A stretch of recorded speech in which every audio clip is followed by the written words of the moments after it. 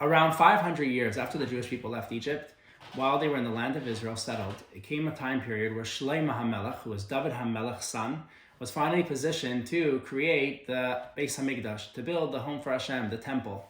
The Rambam describes to us how this took place, and he says as follows, that in the Holy of Holies, there was a rock which housed upon it the ark, which contained within it the luchos that the Jewish people had accompanying them since Matan Torah. And while Shlomo HaMelech was building this structure, he created directly under this Holy of Holies various mysterious paths and tunnels that one day would house this Aron. As he envisioned, there would be a time where the temple would be destroyed. The Rambam is a sefer halachos, and by definition, what the Rambam conveys to us are halachos, different laws that we need to know that are relevant at all times, and the Rambam doesn't relate stories or side points that don't have a relevance for eternity. So why is it that the Rambam chose to put in his sefer halachos these details that while Shlomo HaMelech was building the Holy of Holies, he created amukais, matmainias, different types of tunnels, different types of paths that are hidden under the Holy of Holies to house the Aron one day, when seemingly that's just a side point while building the structure of the temple. So the idea is as follows.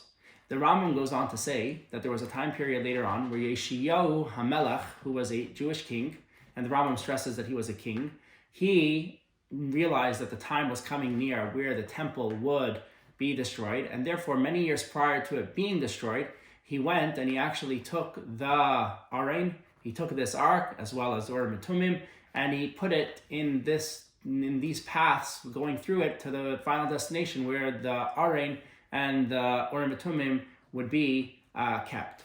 So the idea is as follows. The Rebbe learns out from this Rambam that the Rambam is actually teaching us something very significant when it comes to the holiness of the temple. And that is, a person who wants to look at the temple shouldn't view it as there was a time when we had the temple and everything was great, and then the temple was destroyed and it's over. But the Rambam is actually teaching us that while Shlomo HaMelech was initially designing this temple, he created it in a way that there was two phases. There was going to be a phase where we would have everything in the revealed way, and that is you would see in the temple all the different vessels and all the different elements that create the unique holiness that was experienced in the temple. And yet he also created a second phase that was part of the initial structure of the temple, where there would be a time where the temple would still have this level of holiness that it had then, but it would be in a way that you wouldn't be able to see the few items that would be missing even in the second temple. In the second temple, the Jewish people did not have this ark. It was, once it was hidden, until the third temple will be built, the ark is still hidden, according to the Rambam, in this place. So the idea that the Rambam is conveying is that the holiness of the temple is continuous. And it's not only continuous because Hashem chose this place where he's going to rest his divine presence, and that would be a holiness that is just coming from above, from Hashem, but it's also a holiness that is everlasting from the place itself.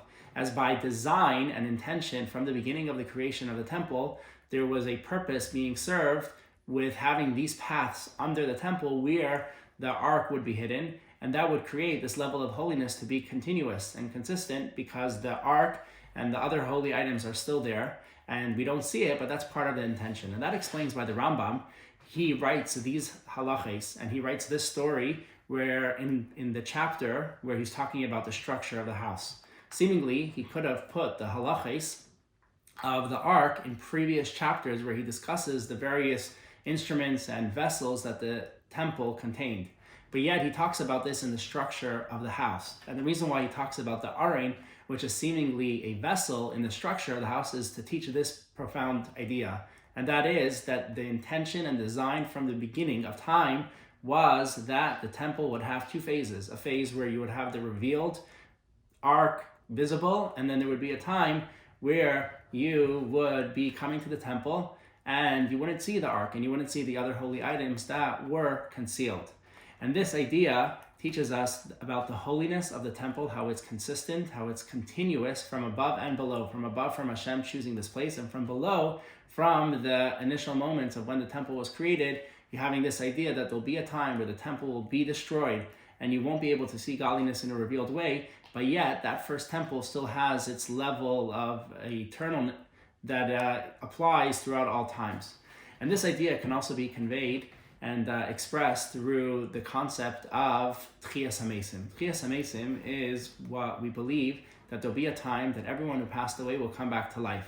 So it's explained in Sfarim that Tchias HaMesim, the way that Hashem is going to reconstruct the body, is not that there's going to be a whole new individual, but there's actually one part of the body, it's called the Etzem Luz, a bone that doesn't decompose. And it says from this bone, the Etzem Luz, Hashem is going to reconstruct every individual who has already passed on from this world. And this idea is the same, that everything has its effect and everything has its holiness always there. And one generation to the next generation is building off what previously was already accomplished and taking from that same material and creating a divine home or the divine body that will be reconstructed when Mashiach comes. And this idea also applies to the level of tshuva. The temple was created initially that the Jewish people should serve Hashem. Shlomo HaMelech envisioned the time where the Jewish people needed to be elevated to a much higher level, and that would only be able to come through the temple actually being destroyed. The Jewish people sent out into the various exiles that they experienced. And the same thing for the individual. These exiles brought out within each individual a level of connection to Hashem that he would not have been able to experience otherwise.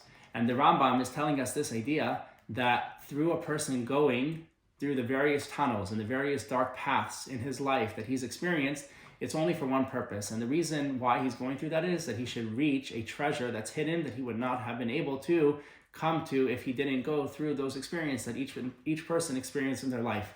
And that's the idea why the Rambam says first that Shlomo HaMelech created windy different paths, but it's only to reach these levels of matmanias. Matmanias are like hidden treasures.